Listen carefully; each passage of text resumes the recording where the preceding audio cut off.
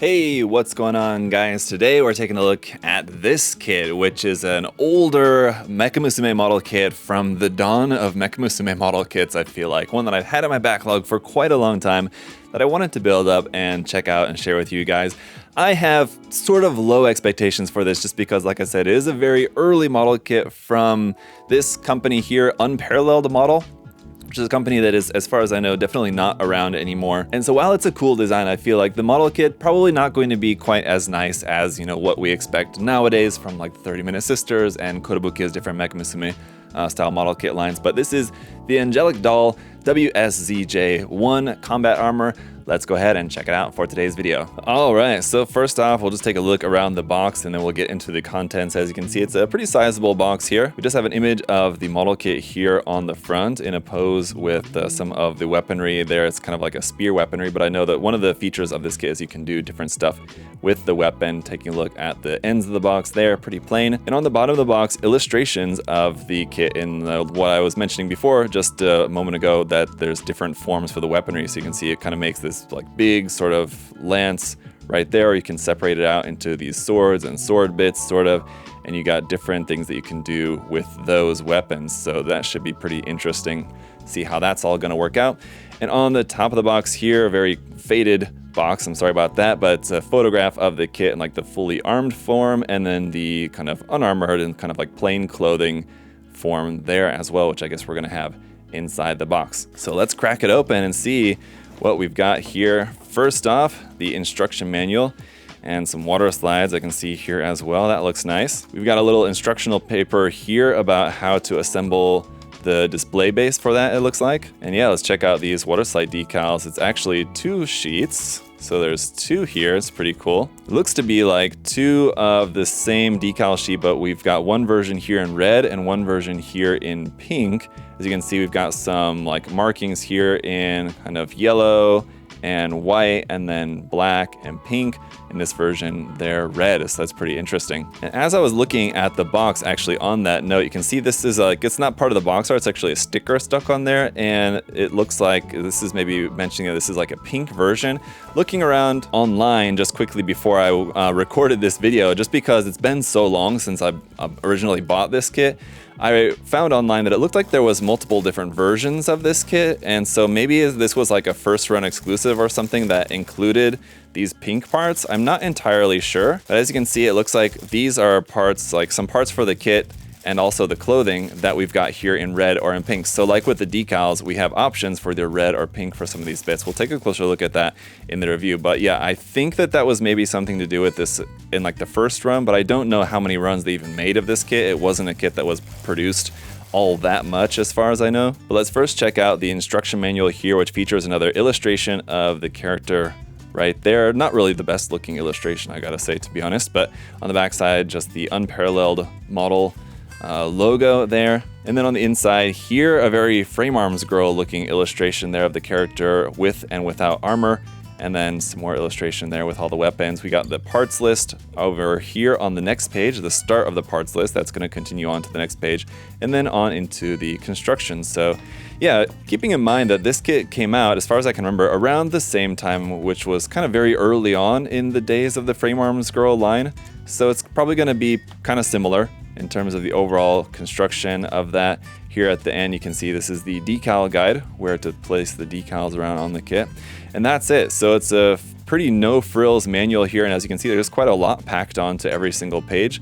So it's not a very long, not a very lengthy manual either. Before we check out the rest of the runners, here's just a quick peek at our pre-printed faces. Looks like we've got 4 of them. And a couple of things to note. One, that the printing quality actually looks quite good on those, so I'm happy about that. Also, that these are quite large. They even look to be possibly even slightly larger than the frame arms kits, which are typically around 1/10 scale. And this one is officially labeled as being 1:1 scale, so it's not actually to any scale according to what's in the actual materials here. But just based on these faces, this looks like it's going to be closer to like around 1/8 scale possibly. So I don't know, that should be interesting. But all right, let's go ahead and get into the runners here, starting off with our hand tree, which I can already notice is also larger than what I'm typically used to seeing from any of the other like main manufacturers of this type of model kit. But we have holding hands here, trigger finger extended holding hands, open hands, and closed fists. And then here we have the bulk of our white armor pieces for the kit on runners A, B, and C. And one other thing that you'll notice here is that we've got a couple of parts that have a little bit of red pre-painted on them here as well. So these two here on the A runner, and then on the B runner as well, there and there, we have those two. None on the C runner, but that's going to do it for these white armor pieces. And then we've got runners D and E, which are the ones that we have in two different color options. So runner D, we have two of. There's the red version, and here's runner E. That's, again, obviously the red version of that. But then we have those here in pink as an option as well. Runner F we have two of here in black for some like sword blade parts there mostly. Runner G is in a molded silver, although it's a little bit hard to tell. It doesn't look, it's not particularly shiny, but that is in a molded silver there. Runner H is in a dark gunmetal color here for some more parts there, mostly for the weaponry it looks like. Runner I is going to be some skin tone colored parts here for the kit. And then runner J is also going to be either in skin tone or in white. So you have options for these parts whether you want to make them in skin tone or in white color. And another interesting thing to notice, again, just regarding the size of the kit, it looks like everything is going to be quite a bit larger, except for these parts like at the hips.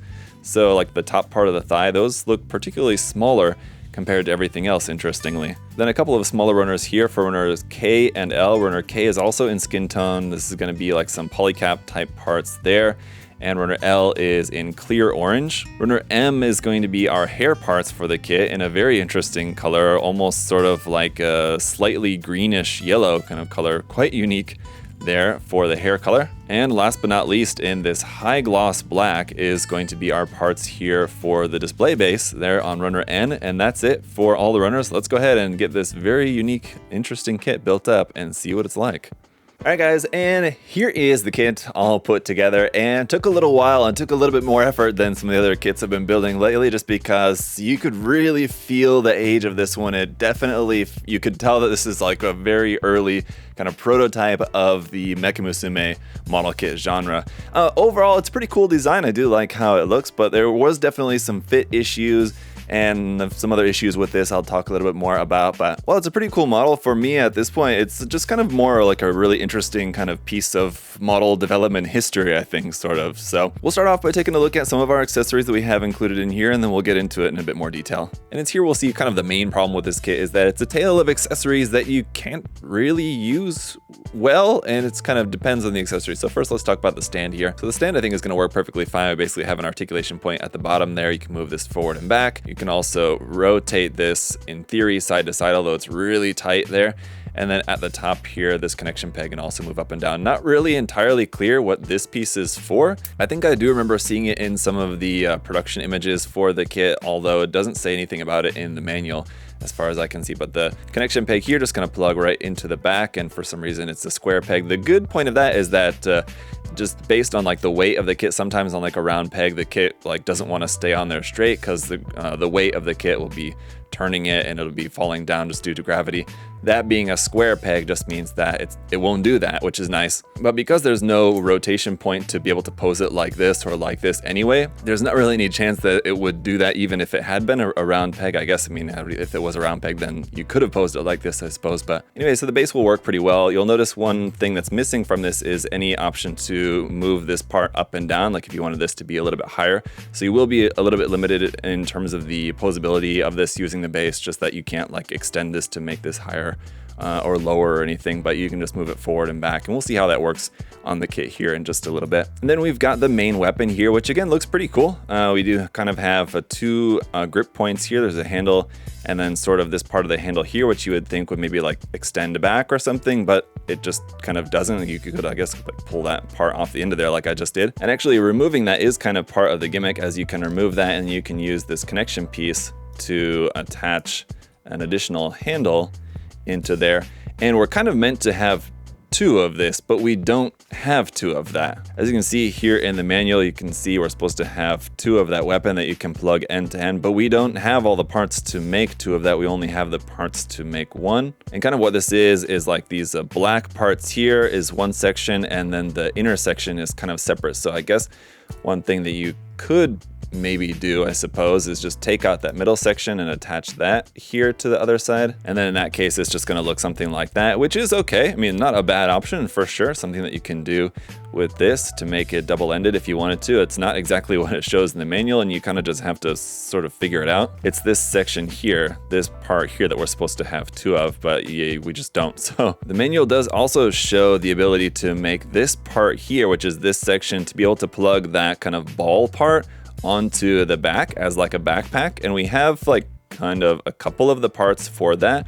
But these couple of parts here, E13, H7, H7, E12, those ones right there, we only have one set of those, which are used here for the weapon. So either you use those parts for the weapon or you use it to make a backpack connection piece for this ball. So you have to choose. So you kind of can't really make this part here unless you want to not have this weapon. And that's how it goes for our optional clothing option parts here too. So of course we have all the parts, and again, you guys saw in the unboxing, we have all the red parts we also have available in pink. So I was gonna make the like the dress parts here in pink because I got the armor. I used the red parts for the armor. I was gonna use the pink parts for the dress, but you can't make the dress body without using parts that we have in there. So you can't make both at the same time. You either have to make it one way or the other.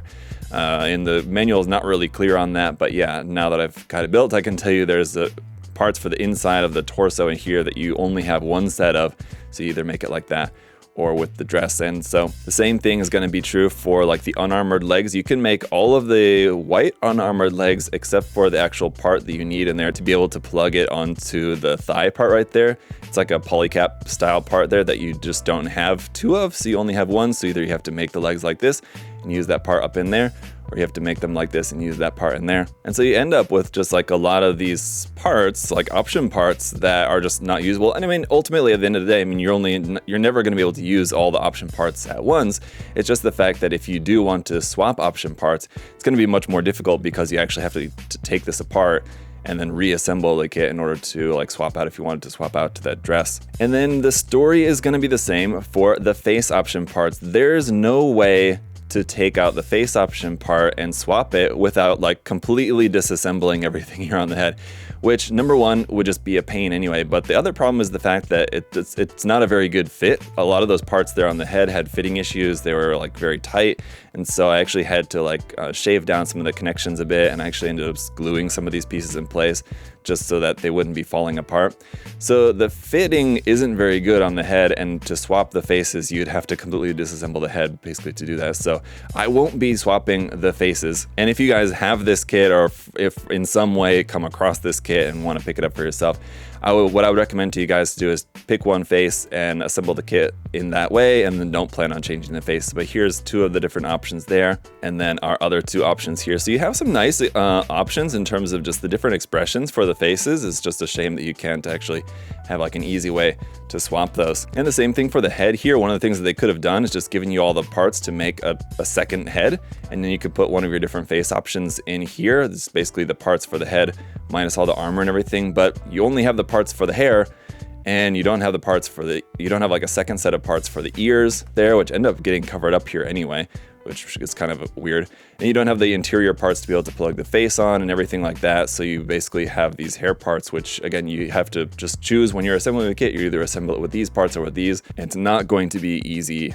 to swap. Now, last option parts we have for this are the hands. The hands are fortunately the parts that are easy to swap. We just have those closed fists. We have these weapon holding hands here with the trigger finger extended, and then weapon holding hands without the trigger finger extended, and then open hands like so. And you have all those hand options for both the left and the right side. And real quick then, before we take a look at some poses and conclude the review, a little bit about the articulation. The articulation actually is pretty good just because essentially you can tell the design is based off of like frame arms, early frame arms girl designs. So it's going to be very similar. We have double joints in the elbows and in the knees, so you'll have a good range of movement. There is a little bit tight, and you can see we even have a little bit of separation of that knee armor there, which is pretty cool. The arms at the shoulders and the legs at the hip are connected via ball joints. These armor pieces around the skirt are able to move a little bit here on the front, back, and sides. This little bit here at the front, this little clear part, like kind of flap, can move up and down a little bit. The head's just on a ball joint. We do have a ball joint here between the torso, the top half and the bottom half.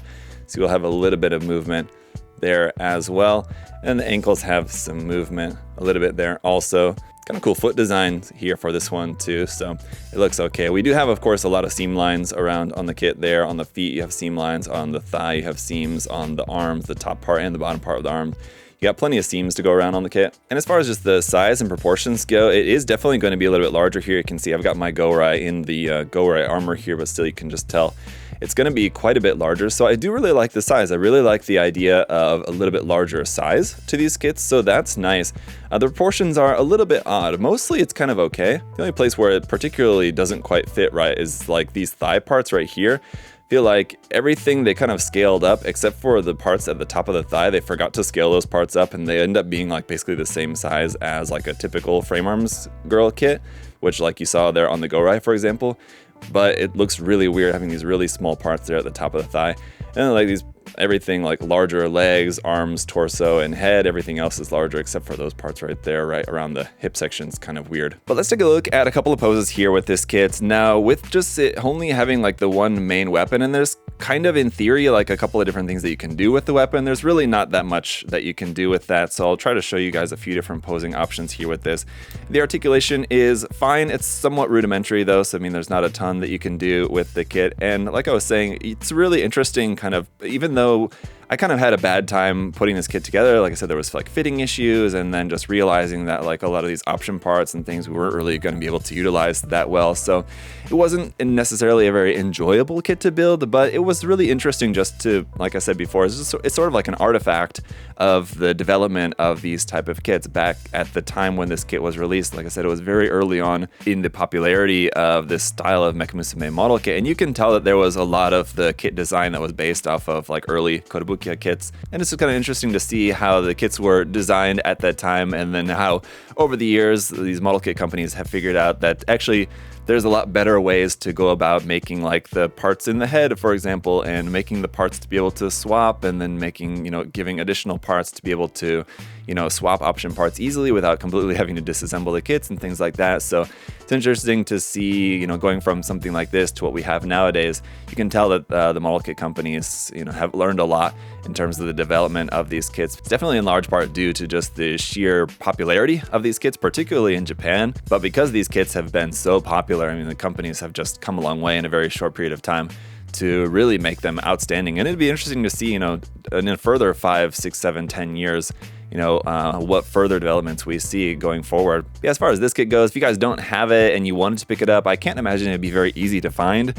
And if you can find it, you know, it's not really worth it. I feel like it's not one that I would necessarily recommend to you guys. It was interesting to take a look back at this kit, and if you wanted, I mean, like if you were someone like me and you would just maybe appreciate it as just being sort of artifact of the time, then it might be worth picking up. Otherwise, obviously there's a lot better kits that are available out there if you like this particular genre. But that's about gonna do it for this video, guys. Hope that you enjoyed taking a look at something interesting like this. I do have another similar kit like this that we're gonna be taking a look at, an old mecha musume model kit, and kind of a little bit less common one that we're going to be taking a look at in the near future as well. So look out for that. Make sure you're subscribed, and you can hit that notification bell if you don't want to miss that video. But if you guys want to check out some of these kits for yourself, you can check the link in the video description to USA Gundam Store. We've got all sorts of great mecha musume model kits and more there on the website, so check that out. And as always, guys, thank you so much for all of your support, leaving a like, and like I said before, making sure you're subscribed. I really appreciate it. Thank you guys so much. Until next time, have a good day, guys. See ya.